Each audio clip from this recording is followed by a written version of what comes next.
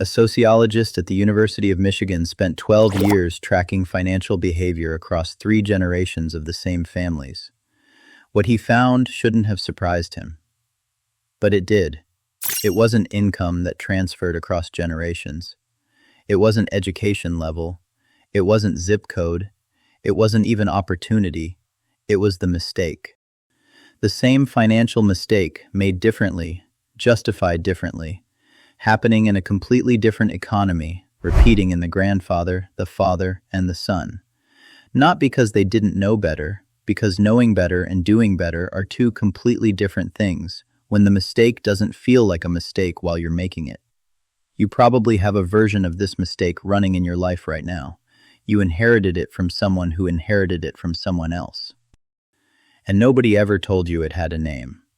The grandfather, picture a man in his late 30s. It's the late 1970s. Inflation is running at nearly 14%. The economy feels unstable in a way that is difficult to describe to someone who didn't live through it. Prices are changing week to week. The dollar you have today buys less than the dollar you had last month. He works a manufacturing job, stable union, good benefits. He has a wife, 2 kids, a mortgage on a house that cost $44,000 and felt like an enormous risk at the time. And he has a decision to make. His union pension is being restructured. He can keep the traditional pension, guaranteed monthly income at retirement, regardless of market performance, or he can take a lump sum payout and manage the money himself. The financial advisor his company sends over explains both options clearly. The grandfather listens carefully. Then he takes the lump sum. Not because he's greedy, not because he's reckless, because the economy around him feels so unstable that trusting a system, any system, to pay him decades from now feels naive. He's watched companies fold. He's watched governments make promises they didn't keep. The money in his hand feels more real than the money someone is promising him later. He invests part of it, spends part of it on things the family genuinely needed. Puts some in a savings account earning 6% interest, which feels, at that moment, like a reasonable return. By the time he retires, the lump sum is mostly gone. The pension, had he kept it, would have paid him $2,200 a month for the rest of his life. He lives his last years on Social Security and whatever his son can spare. He never tells his son the full story, just that you can't trust systems, that you have to hold your own money, that nobody is going to take care of you but yourself. He means it as wisdom. It lands as inheritance. There is a psychological phenomenon called present bias. Researchers define it as the tendency to overweight immediate, tangible rewards over future abstract ones, even when the future reward is mathematically superior. The grandfather's lump sum felt real. The pension felt like a promise. Present bias doesn't require stupidity. It doesn't require greed. It just requires being human in a moment of uncertainty. And the interesting thing about present bias is that it doesn't feel like bias. It feels like being practical. It feels like being smart. It feels like not being the kind of person who gets taken advantage of. The grandfather wasn't wrong to distrust the system. He was wrong about which system to distrust. But that distinction is almost impossible to make clearly when you're standing inside the moment. The son grows up watching his father manage money with white-knuckled independence. No financial advisors, no pension funds, no trust in institutions. You hold your own money, you make your own decisions, you don't let anyone else control what's yours. This becomes the operating system. By his mid-30s, it's the mid-1990s, the economy is expanding, the internet is changing everything, the stock market is doing things it has never done before.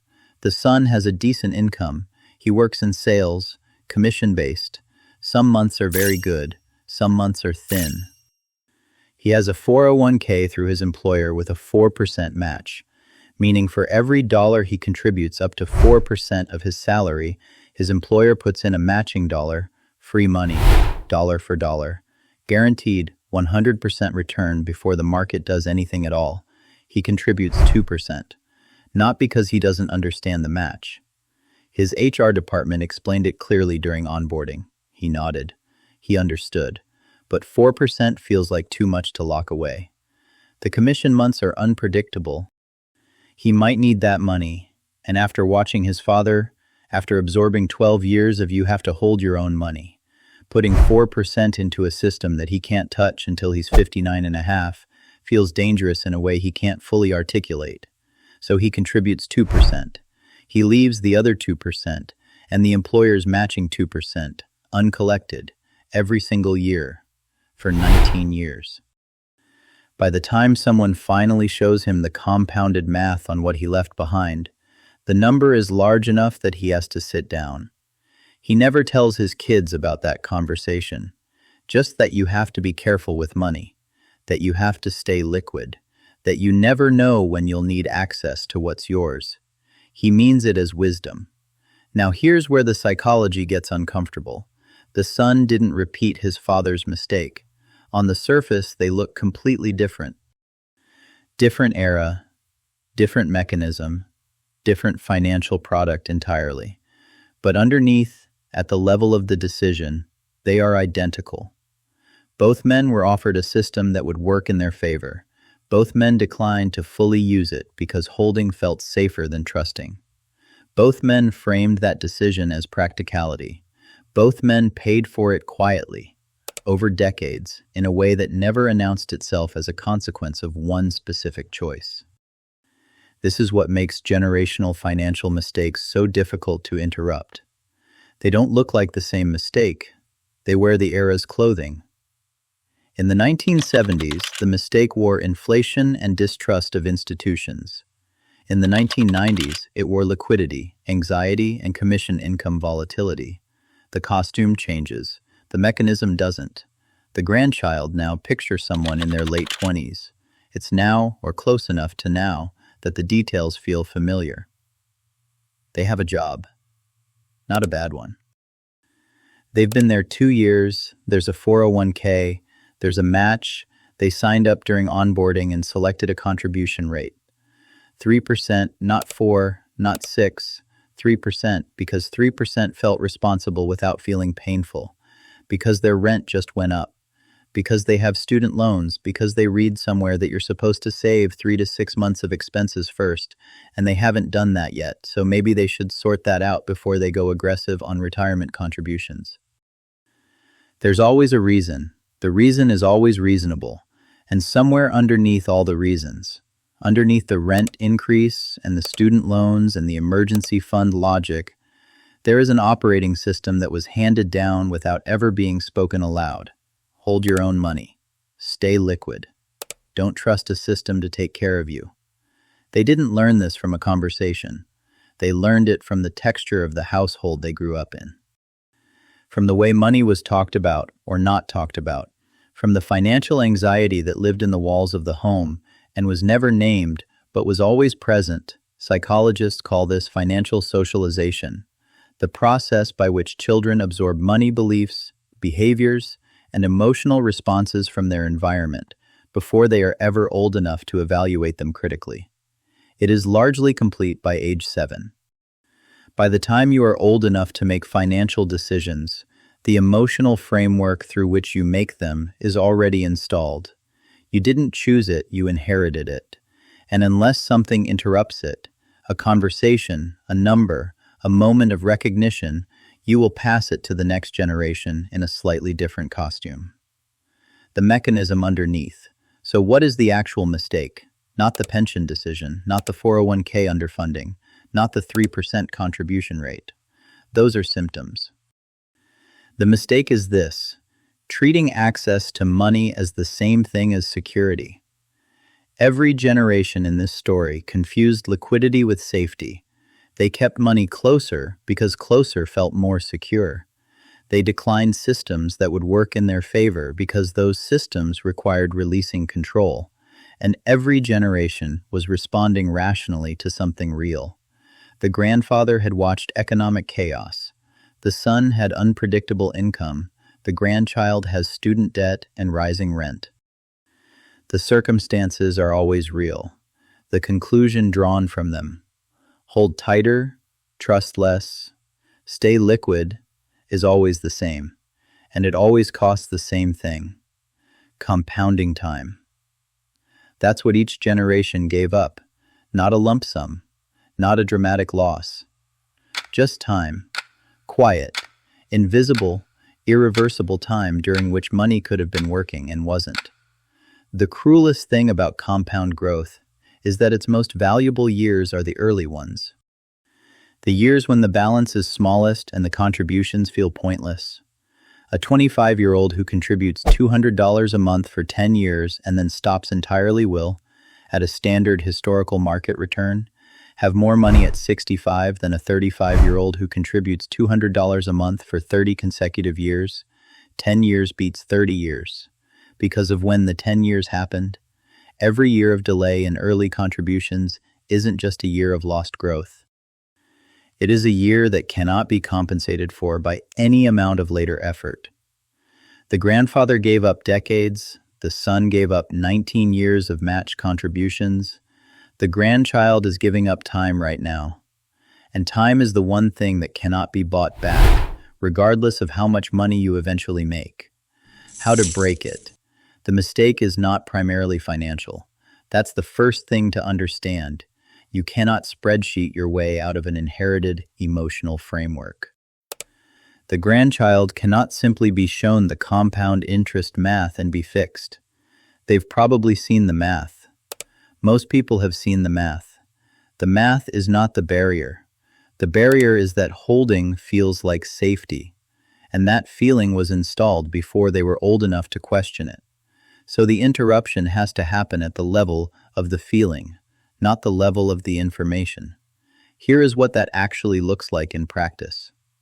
First, name what was inherited. Not to blame the previous generation, they were doing exactly what their circumstances taught them. But to recognize that the voice saying, "Stay liquid, hold tight, don't trust the system," is not your voice. It is a voice you absorbed. You are allowed to evaluate it as an adult rather than simply obey it as a child would. Second, redefine what security actually means. Security is not access to money. Security is money that is working while you are not. The grandfather felt secure holding the lump sum. He was less secure than he had ever been. He just couldn't see it yet. True security is a system that runs independently of your anxiety about it. Third, automate the decision out of reach of the feeling. The feeling will always argue for holding. The feeling is persuasive and immediate and will construct completely reasonable justifications on demand. The only reliable way to beat present bias is to make the correct decision once automatically, and then remove your own ability to override it in a weak moment. Contribute to the full employer match minimum before you do anything else with that income. Set it, make it invisible, let the system work while the feeling argues with itself. Fourth, calculate the actual cost of the current decision in time, not dollars. Don't look at what you're saving. Look at what each year of delay costs you at 65. That number, the future value of today's inaction, is the only number that makes the feeling pause. Fifth, tell the next person in your life who is about to make this decision. Not as a lecture, just as a story. The grandfather didn't tell the story. The son didn't tell the story. Silence is how the mistake travels. The conversation is how it stops. The sociologist who spent 12 years tracking generational financial behavior concluded his study with one finding that didn't make it into the abstract. He wrote it in his personal notes. He said that in every family he tracked, there was a moment, usually a quiet one, usually unremarkable from the outside, where the pattern could have been interrupted. Someone could have seen it. Someone could have named it. Someone could have made a slightly different decision and handed a slightly different operating system to the next person in line. Most of the time, that moment passed without anyone realizing it was a moment at all. You're in one of those moments right now. The mistake is not the pension decision. It's not the 401k. It's not the 3%. It is the belief, inherited, unexamined, dressed in the clothing of practicality, that holding is the same as having. It isn't. It never was. And every generation that didn't figure that out left the next one slightly further behind, while being completely certain they were doing the responsible thing. The grandfather was certain, the son was certain. You know what you are?